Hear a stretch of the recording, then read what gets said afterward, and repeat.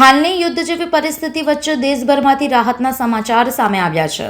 Medical association દ્વારા સ્પષ્ટ કરવામાં આવ્યું છે કે કોઈ પણ જરૂરી દવાઓના ભાવમાં વધારો કરવામાં નહીં આવે.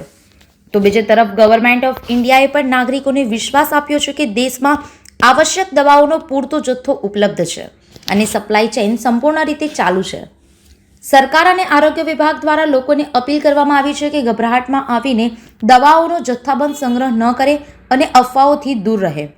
તંત્ર દ્વારા પરિસ્થિતિ પર સતત નજર રાખવામાં આવી રહી છે, જેથી કોઈ પણ પ્રકારની અછત ઊભી ન થાય અને જનતા સુધી દવાઓ સરળતાથી ઉપલબ્ધ રહે.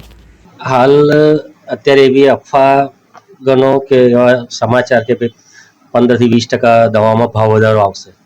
આવો કોઈ ભાવ વધારો થયો નથી.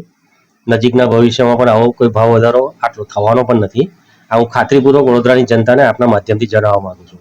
દવાના સ્ટોકમાં કઈ વધારો ના, પુરવઠો પૂરતી માત્રામાં મળી રહ્યો છે. અત્યારે દવા બનાવતી વખતે જ્યારે કંઈક એવી ઇન્ગ્રીડિયન્ટ્સની જરૂર પડતી હોય ને એ કદાચ થોડા મોંઘા થયા હોય, એ કદાચ નુકસાની જશે તે કંપની કદાચ ભોગવશે, પણ ગ્રાહક સુધી એટલે કે પેશન્ટ સુધી આવા કોઈ ભાવ વધારા એ થવાના નથી એવું દેખાઈ રહ્યું છે.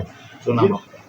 દવાના ભાવમાં વધારો થવાની શક્યતા એવી છે કે મેન્યુફેક્ચર લેવલે જે એમને મટીરિયલ આવે છે, પ્લાસ્ટિકના દાણાનો બહારથી આવે છે, એ બધામાં ભાવ વધારો થોડો આવવાનો, એટલે મેન્યુફેક્ચર લેવલ પર ભાવ વધારો આવવાનો અને ત્યાંથી રિટેલર સુધી આવશે.